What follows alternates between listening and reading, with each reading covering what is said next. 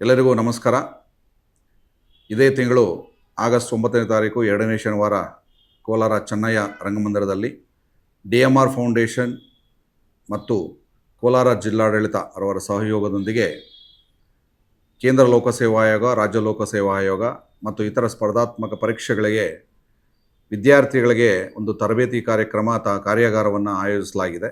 ಈ ಕಾರ್ಯಾಗಾರಕ್ಕೆ ಬೆಂಗಳೂರಿನ ಪ್ರತಿಷ್ಠಿತ IAS IPS ಇನ್ಸ್ಟಿಟ್ಯೂಟ್ ಅಥವಾ ಟ್ರೈನಿಂಗ್ ಇನ್ಸ್ಟಿಟ್ಯೂಟ್ನ ನಿರ್ದೇಶಕರಾದಂಥ ಶ್ರೀ ರಾಘವೇಂದ್ರ ರಾವ್ IAS ಆಫೀಸರ್ ಬರ್ತಾ ಇದ್ದಾರೆ. ಇವರು ದೇಶದಲ್ಲಿ ಸಾವಿರಾರು ವಿದ್ಯಾರ್ಥಿಗಳು IAS IPS ಸೇವೆ ಕೇಂದ್ರ ಮತ್ತು ರಾಜ್ಯ ಲೋಕಸೇವಾ ಆಯೋಗದ ಪರೀಕ್ಷೆಗಳಲ್ಲಿ ಉತ್ತೀರ್ಣ ಕಾರ್ಯಕರ್ತರಾಗಿರ್ತಾರೆ.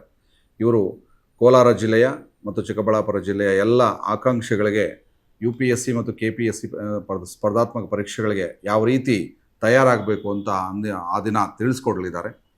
ಸೊ ಆ ದಿನ ನಾನು ಇರ್ತೀನಿ.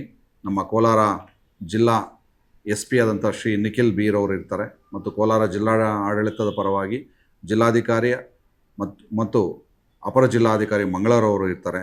ಹೆಚ್ಚಿನ ಸಂಖ್ಯೆಯಲ್ಲಿ ಕಾರ್ಯಾಗಾರಕ್ಕೆ ಬಂದು ಇದರ ಸದುಪಯೋಗವನ್ನು ಪಡ್ಕೊಳ್ಬೇಕು ಅಂತ ಹೇಳಿ ಎಲ್ಲ ವಿದ್ಯಾರ್ಥಿ ಮಿತ್ರರು ಮತ್ತು ಯುವ ಜನತೆಯಲ್ಲಿ ನನ್ನ ಕಳಕಳಿಯ ಮನವಿ.